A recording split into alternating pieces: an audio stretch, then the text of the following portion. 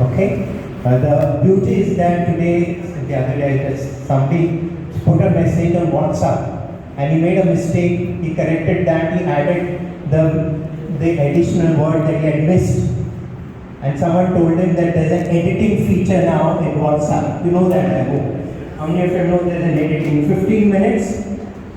Before 15 minutes you can edit. So you can always correct what you have written, but can you correct what you have spoken? No. The man who says Mitro knows that what he says. He can't remember half the time of what he has spoken. Okay, so but he gets away with it. Okay, so there's a difference between oral and written communication. Oral is informal, flexible, spoken word can be off the record. There's a tone of voice, gesture, subject is casual or unimportant, but a written communication is formal, it's rigid. Written word stays on record. It's very important that we build up records. This will be very useful for the future for all of us and cannot be undone. Only writing skills required. Subject could be critical and significant. Okay? So this is the difference between oral and written communication. Effective writing, right word for the right audience at the right time. And the three ABCs, the ABCs of effective writing, 3 points: accuracy, brevity, and clarity. So there's another acronym we have to remember today: A, B, and C. Accuracy, brevity, and clarity. Okay. So what's accuracy? When your communication is correct, it fits your audience's needs, and correct communication is also error-free.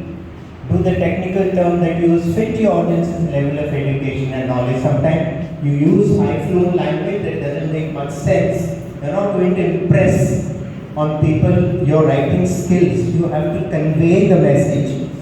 Have you checked your writing for grammatical errors? Remember, spell checkers won't catch everything. Spell checkers get into trouble because words are more, they don't know what you're trying to do. They have yet to get into AI now. Generative artificial intelligence will take care of that in the future. So here's one small note. Thanks so much for meeting me at lunch today. I enjoyed your conversation and I'm looking forward to moving right on our podium. I'm sure that it will do. Anything wrong? So conversation has become observation. Very often we don't realize the mistake that we make. Okay? So it's very important to check back what you're writing. Clear and concrete. When writing or speaking to someone, be clear about the goal and message. What is the purpose of communicating? Be clear, try to minimize the number of ideas. One idea per sentence. Make sure it's easy for your reader to understand your meaning. People should have to read between the lines. You're not a public political speaker, you know. Political speakers speak. Half the time you don't know what is underneath and what is overstated to understand what you're saying. Example: hi James, I wanted to write you a quick note about Prakash, who's very active in your parish. You would be a good asset for the BCS. Let's talk when you're free working. Best regards, Vinod. Okay? So Vinod sent a quick note. So when your message is concrete, then your audience has a clear picture of what you're telling them. There are details and vivid facts, and there's laser-like focus. So consider the following advertising pitch. Sponsor a child's vocational education. A statement like this probably won't fetch us many sponsors. You may be advertising about the activities of your Sabha, for example. Okay? There's no passion, there's no vivid detail. Sorry. There is nothing that tells people in the audience why they should care.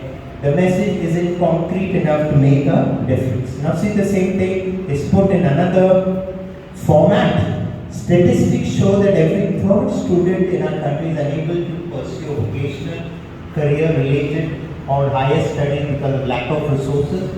Won't you lend a helping hand in helping these students fulfill their dreams and aspirations? A small contribution will make a huge difference. Okay? You know the story of the blind man who was sitting and he was hardly getting any money and he had a board, I am blind, please help. And then someone just changed the board. Remember that story? What is it? Huh?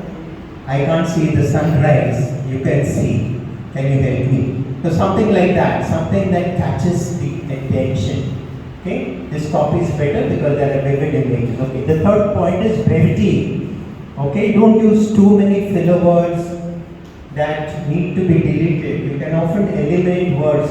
I remember once, long back, my executive director asked me to prepare a short report. It was about 8 or 10 sentences. And he had a red pen with him. He took his red pen and cancelled out 7 sentences. It was left with only 3. And the 3 sentences made perfect sense.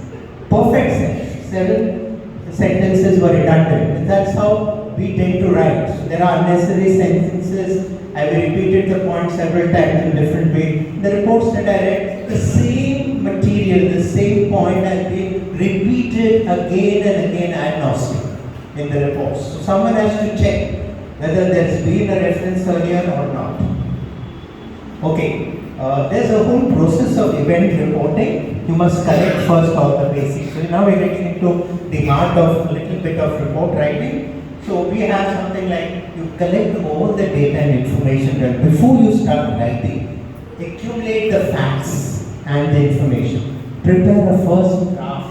Sometimes we head into a report, we just prepare a report without really formally preparing a draft. A draft is very important because that takes care of any errors that may be there. Provide headings, subheadings, numbering, and then the final report should have very clearly a subject statement, what is the purpose of the report, big summary, detailed report and conclusion. Now some of these things I could share with you because this time a lot of more important things or equally important things that are there on the agenda this morning. So I'll quickly run through this. Some essential requirements of a report. Get ready in time. Not the deadline is 30th and on 29th, right? The secretary and the chairman are confabulating to try to see what report can be sent the next morning. Now these are things that have to be done well in time. Follow the ABC of effective writing. Be unbiased. Arrange facts, figures, factors logically. Depth, length of report should be consistent with the importance of subject. Okay, just because you have done something that you feel is important, but for the large majority of people it may be irrelevant. You may have a program with some fisher folk in the parish. You may have had some program with some cultural group that may not be relevant, but because you have a lot of photographs, you put 10 pages of reports on that. Yeah. And the most important thing, maybe there's an environment activity, you can get only one small paragraph. So the importance of the subject should decide the length of your report. Okay, sorry. Conclusions and recommendations should be there, relate directly, words are inadequate, use illustration, stimulate interest. Let the recommendation be appreciated as the outcome of the finding and not out of personal feelings and opinions. Personally, feel strongly about a subject, keep your personal bias aside. Emphasize on what is important for the majority, very often in a report. Okay? So, our event reporting should have location, date, time, number participating, purpose, objective of the activity, okay, description, whether it's social, political, environmental, attainment, outcome of the activity. This is something very, very important. Today, in educational circles also, what the teacher is doing in the classroom, if it's not quantified into an outcome, the teaching has no value. Today, NAC accreditation that happens in colleges and even the assessment that's happening in schools, everything is outcome based. The syllabus itself is broken up into outcomes. Okay, what is the outcome of that particular lesson? And so it's very important that we write a report, we plan an activity, think of the outcome first. What are you doing it for? Is it just to grab headlines, or is it going to make a difference to the community in some way? Very often we miss the point. We miss the wood for the trees, as they say. Very important. Description of the activity, attainment, outcome of the activity, and follow-up action. Another thing that's very often missed is the hit and run syndrome. You just do an activity, you think you have done whatever needs to be done, you have ticked the box, don't bother to follow up. That's important. What are you doing it for? Okay? This is the election. The election will take over in 2 months. After that, everybody sits tight doing nothing. For the next 5 years, you do nothing. There is a follow-up action. So that is very important. You must be constantly engaged with that issue to bring it to its logical conclusion and bring about success. Okay? Okay.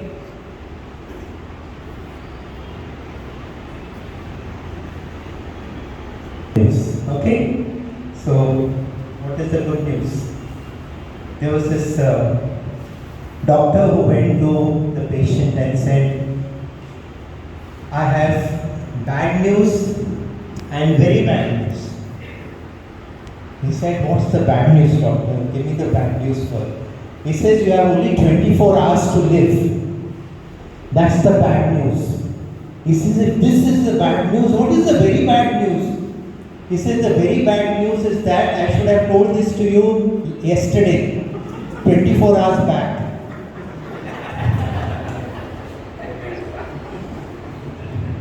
Another doctor went to the patient and says, I have good news, I have bad news and good news. Like good news here. So what is the bad news? He says, I'm sorry, I have amputated the wrong foot.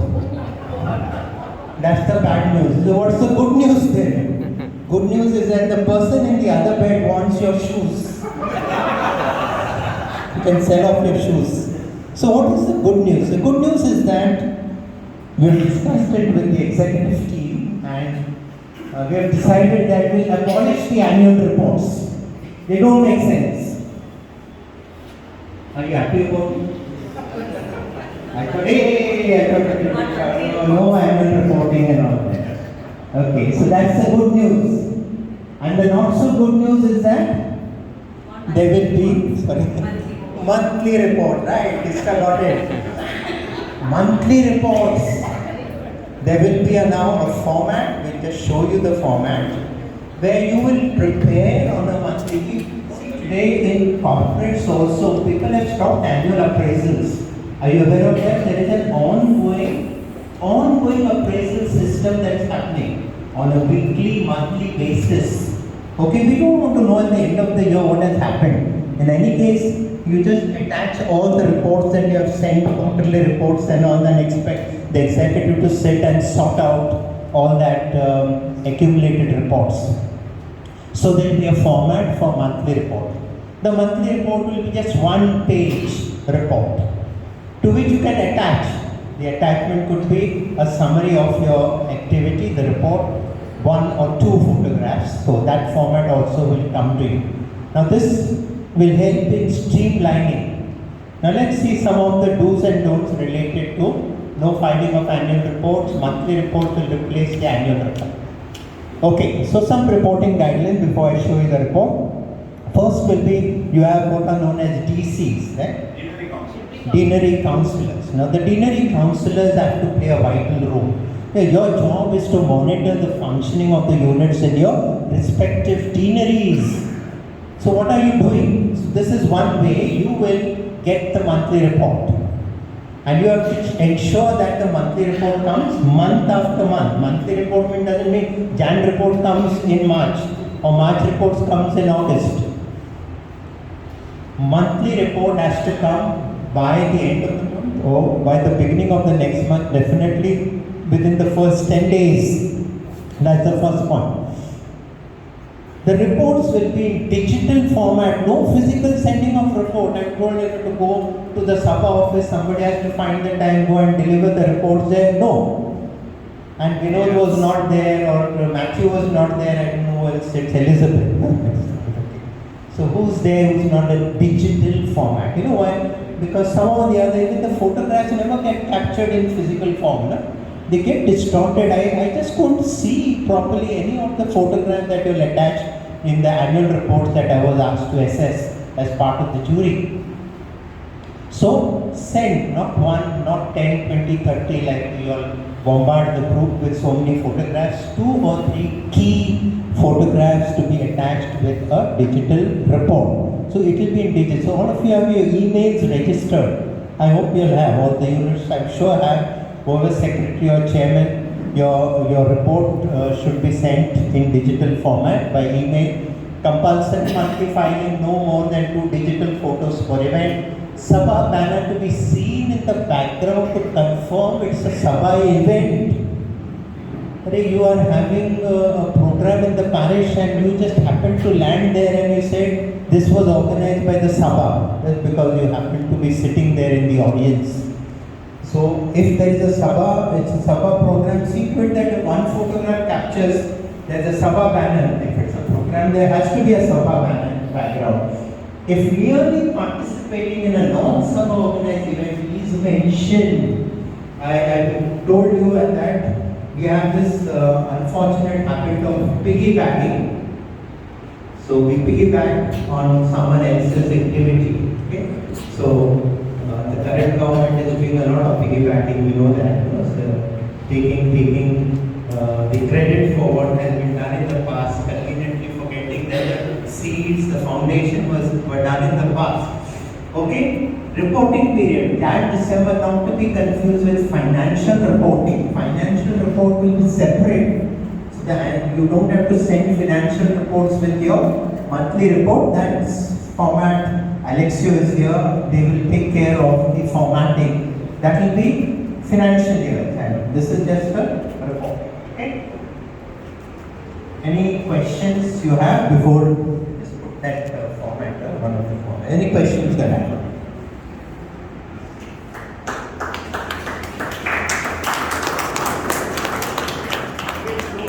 We'll show the monthly report format that we will put up. Any queries? No, not that was I think the one down. Monthly, yeah.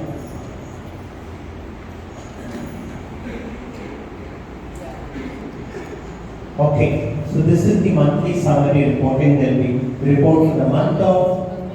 Okay, name of the unit. Let's go. Okay, bigger. Yes. Okay. So monthly meeting date, attendance, how many members attended, new members enrolled, very important. Deanery meeting held, if at all, how many attended the deanery meeting. Then, if you have more of these activities, attach separate papers. That report format will also be there. There's a format that will come up next, which will be the attachment to your summary, the front page, the cover page. This is the cover page. And participation in centers program, just take it up. Participation in centers programs, taking part in any protests will also be added. So if during the month there has also been a center related activity, then you can add that. Then number of persons reporting, designation, name of person reporting, designation, signature and date of submission. So this is a very short monthly format to which you attach, which will be at the front, and you send in digital format. This is Word file, so you fill it up very easily. Take the other one, there's one more, which is the attachment. Any questions? I can put up the second format. Yeah. Digital, yes, what? Announce your name and the unit. Myself Royston, I am from Our Lady of Procedures. So my question is like, since we will be sending in the digital format, so the archives, like once everybody sends it within the delivery, can we have a view of the others, like for everyone to get a check like on a monthly basis? What you're saying is, if this can be collated and shared with the deanery members, good point. Yes, it's always good to know what the